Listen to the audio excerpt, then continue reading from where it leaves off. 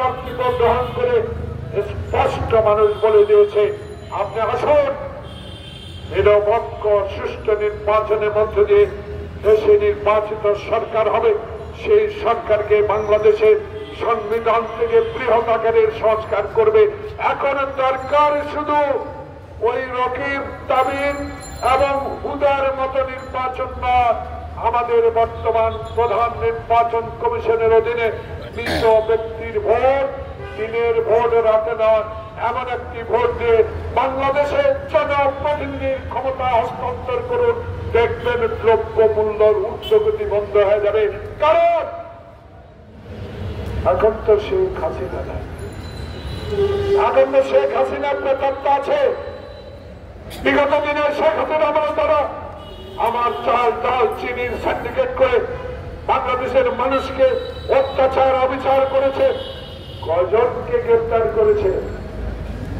তাহলে এরা এখনো জীবিত, এরা এখনো হাসিনার আঁচলে থাকা কিছু কুচক্রী মল সচিবালয় যারা বসে আছে, তাদের আঁচলে শেখ হাসিনার আঁচলে থাকা লোকগুলো এখন এই রোজার কয়েকদিনে বাকি ষড়যন্ত্র শুরু করেছে। চিনির দাম বাড়িয়ে টাকা জোগাড় করে বোমাকে নিয়ে আবার অস্ত্র কিনে আবার এই সরকারের বিরুদ্ধে ষড়যন্ত্রে লিপ্ত করার ষড়যন্ত্র শুরু হয়েছে।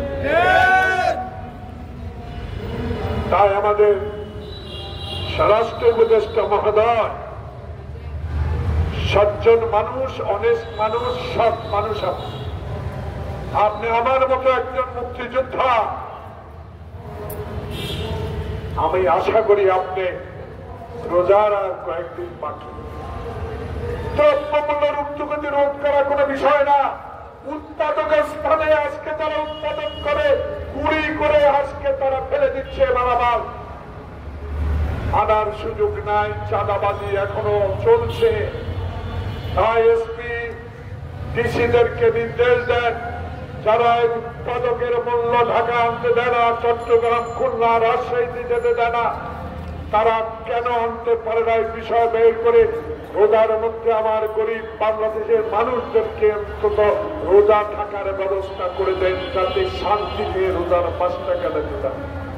তাই প্রজন্মের আজকের এই দ্রব্যমূল্য ঊর্ধ্বগতি রোধ এবং অচিরে এই নির্বাচনে ম্যাপ এবং অচিরে এই নির্বাচনের দাবিতে এই প্রজন্ম দলের পক্ষ থেকে প্রিয় সাংবাদিক বন্ধুগণ, আপনাদের কাছে, সরকারের কাছে দাবি জানাবো, কারো ষড়যন্ত্রে পা ফেলবেন না, কারো ষড়যন্ত্রের কথা কানে আর শোনা দরকার নাই।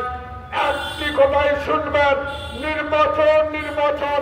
এই নির্বাচনের মধ্য দিয়ে বাংলাদেশের জনপ্রতিনিধি আসবে, আর বাংলাদেশে শেখ হাসিনার শাসন কখনো আসবে না।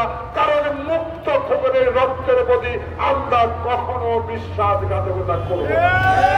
সবাইকে ধন্যবাদ। আসসালামু আলাইকুম।